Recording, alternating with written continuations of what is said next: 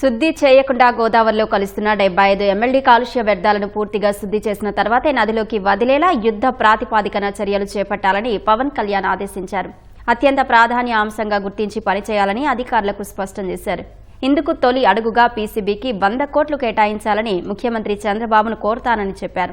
గోదావరి పుష్కరాల కోసం చేపడుతున్న అభివృద్ధి పనులపై సమీక్ష నిర్వహించిన పవన్ రాజమహేంద్రవరం సమీపంలోని కాథేరును వీఐపీ ఘాటుగా తయారు చేయాలన్నారు.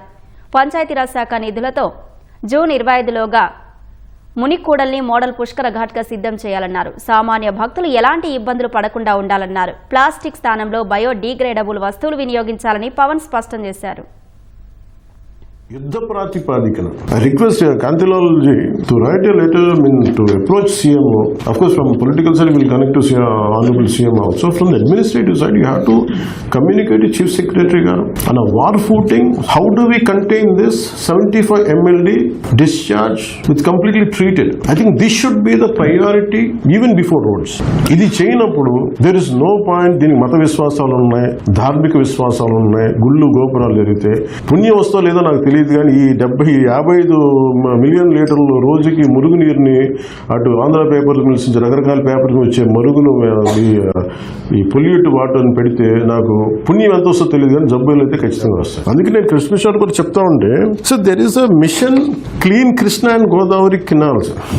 నేను ఇది నాకు పాయింట్ ఆఫ్ కన్సర్న్ అనిపించింది. So from my side and PCB is the constitutional body to clear it up, to initiate. We are committed for 100 crores to take the initiative for start cleaning process. Alage request all the Miru collector and concerned higher officials also. Please reach out to all the concerned industrial heads.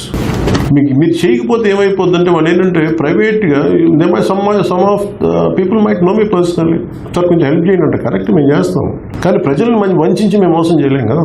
మీరు కొంచెం issue raise చేయకుండా అంటే issue raise చేయకుండా ఎలా ఉంటారు? పొద్దున question చేసేది మమ్మల్ని కాదు కదా. అలాంటి మిమ్మల్ని పారిపోమని చెప్పట్లేదు కదా, బాధ్యతగా ఉండమని చెప్తున్నాం.